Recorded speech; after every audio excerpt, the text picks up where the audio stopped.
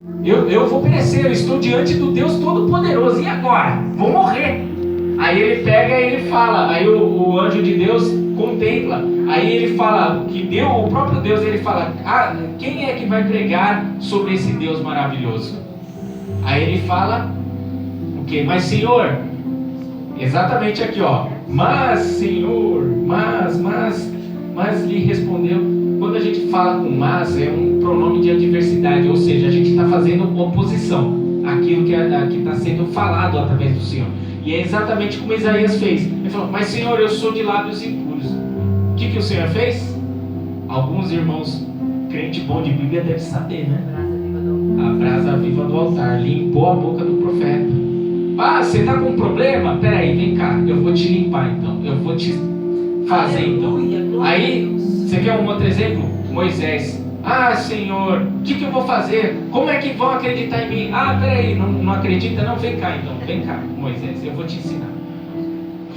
Todos os profetas de Deus, quando foram chamados, eles tinham suas ressalvas, eles tinham medo. Só que todas as vezes em que nós colocamos os nossos medos, as nossas dúvidas no Senhor, o Senhor vem com resposta e solução. Nunca fica sem solução. Se você ler do Gênesis ao Apocalipse, Deus nunca deixa o servo dele sem resposta, sem solução. Todos nós temos acesso à solução em Deus. Deus, ele nunca deixa você sem resposta. E você pode ter certeza, hoje nós vivemos através do Espírito Santo. Os profetas, quando eles tinham as suas profecias, Deus enviava anjos, materializava eles na nossa carne, né? Mas muitas das vezes os anjos eles falavam aos seus profetas com voz aqui no pé do ouvido, com uma visão. Às vezes você está na rua, você ouve alguma coisa que você fala, é a minha mente falando, mas não é o próprio Espírito Santo de Deus falando com você. Não faça aquilo, não siga aquele caminho. É Deus falando. Não é a sua consciência, não é uma visão, não é uma viagem, é o próprio Deus. Aleluia. Deus ele fala dessa forma. Ele usa os dons espirituais de visão, de audição, os nossos sentidos que fazem com que a gente se achegue a Deus. O Espírito Santo é quem faz isso.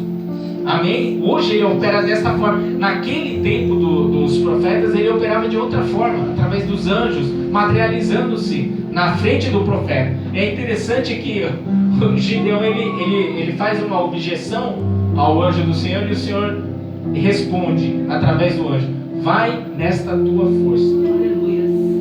E o que eu aprendo com isso, irmãos? Irmãos, ele já estava fazendo resistência ao inimigo. Não importa qual é o cargo não tem importância na igreja. Não importa o que você faz, não importa, nada disso importa. O que importa é que você salve a sua alma, aleluia, salve a tua casa, resista ao ataque, ao afronte do inimigo. Vai nessa tua força. Você não precisa ser um pregador, você não precisa ser um cantor, você não precisa ser nada disso. Vai nessa tua força, que Deus ele vai te abençoar. Amém? Essa é uma das instruções que o Senhor dá, que eu vou livrar. Eu não te enviei. Verso 15, ele disse: ai Senhor meu, novamente fazendo uma objeção, com que livrarei a Israel? Eis que a minha família é a mais pobre em Manassés e eu o menor da casa de meu pai. E o Senhor lhe respondeu: porquanto eu hei de ser contigo, tu ferirás os midianitas como se fosse um só homem. Ele lhe disse mais o Senhor: se agora tenho achado graça aos teus olhos, dá-me um sinal de que és comigo que falas. Rogo-te que daqui não te apartes, até que eu venha a ti e traga o meu presente e o ponha perante ti. Ele disse: eu esperarei até que voltes. E entrou Gideão e preparou um cabrito e bolos asmos e de um efá e farinha. A carne pôs num açafate e um caldo pôs numa panela. E trouxe até debaixo do carvalho e lhe apresentou ao anjo. Porém o anjo de Deus lhe disse: toma a carne e os bolos asmos e põe-nos sobre a penha e verte o caldo. E assim o fez. E o anjo do Senhor, verso 21, estendeu a ponta do cajado que estava na sua mão e tocou a carne e os bolos asmos. Então subiu fogo da penha e consumiu a carne e os bolos asmos. E o anjo do Senhor desapareceu de seus olhos. Verso 22.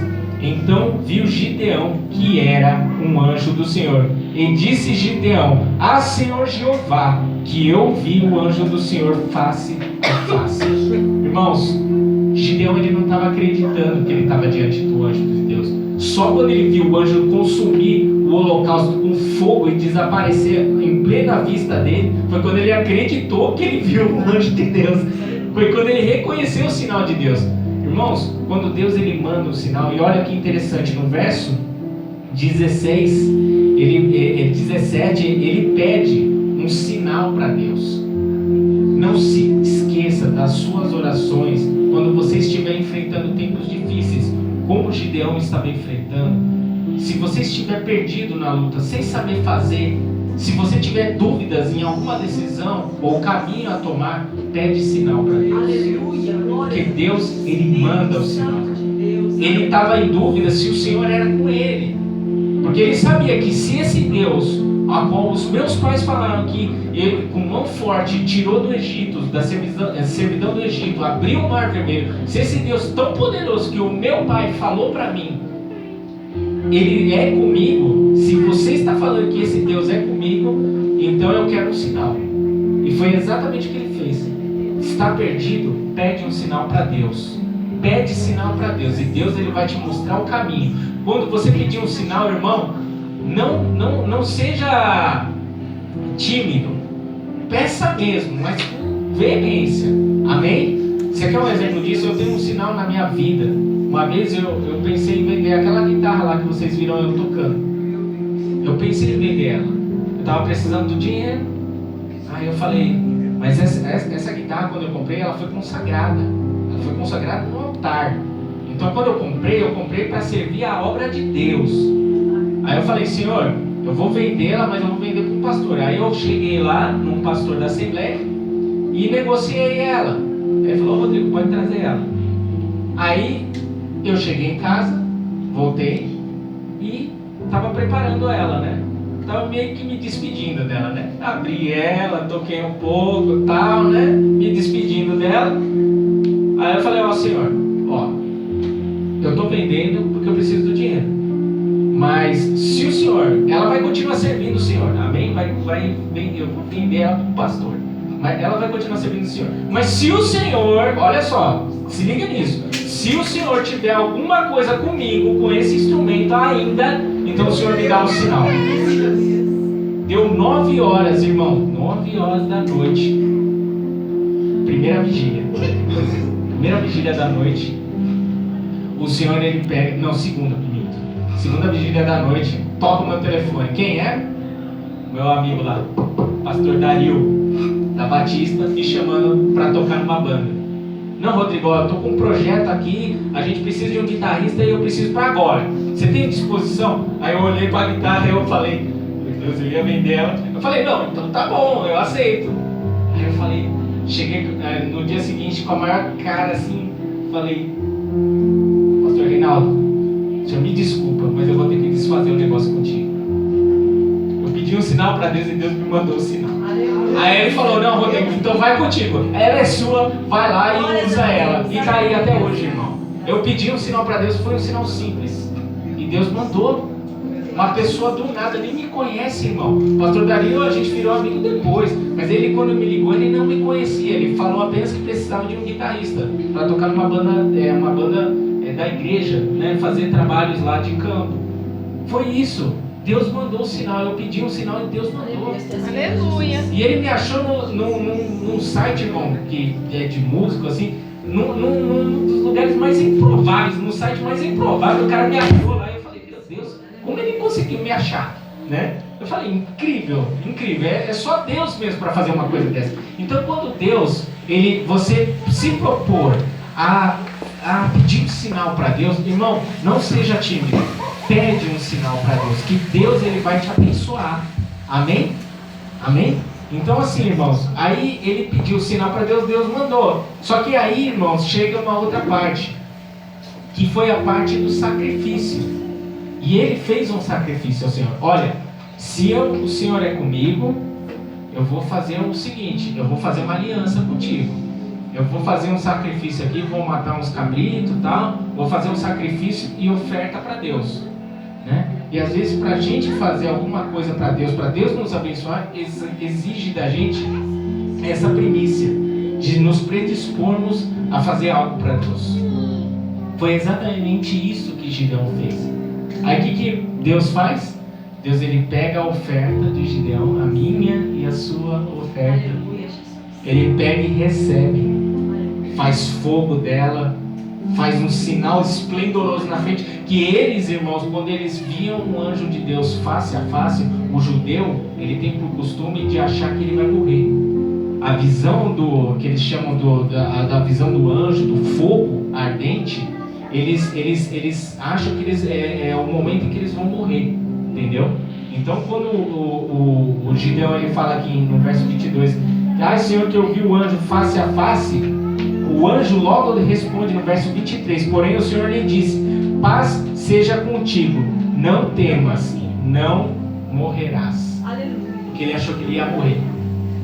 Mas é interessante que Gideão, irmãos, logo após esse grande encontro com Deus, ele então começa a armar a estratégia, ele começa a ir lá espalhar notícia para Israel, e começa a ele citar em Israel, a partir da sua tribo pequenininha, pobre, ele começa a fazer um levante para resistir aos midianitas. Amém? Então essa palavra, irmãos, foi aqui, Deus ele resolveu, eu não sei, tem muita coisa que dá para aprender em Gideão, que não dá para explicar tudo hoje numa pregação só, mas eu quero deixar essa palavra e que vocês meditem. Gideão ele tinha tudo, ele era um fracasso social, mas isso não impediu ele de alcançar o sucesso e se tornar um juiz de Israel. Talvez você, irmão, hoje a sua situação ela seja uma, mas não quer dizer que ela é para sempre. Mas para isso, para você chamar a atenção de Deus, é necessário que você resista ao inimigo. Resista ao inimigo com a sua força. Com a sua força. Não precisa ser com a força do irmão, não, com a força do além. Não, é com a sua força. Trabalhe. O seu emprego. Mas esse emprego. Não, é nesse emprego.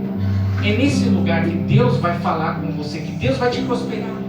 Deus ele vai abençoar nessa sua força. Quando você menos esperar, Deus ele vai fazer o sobrenatural, como fez aqui nesse momento. Quando o Gideão tem um encontro com Deus, e aí ele começa a exercer o seu ministério, Deus levanta e faz com que Gideão, com muita autoridade, até então um homem menor da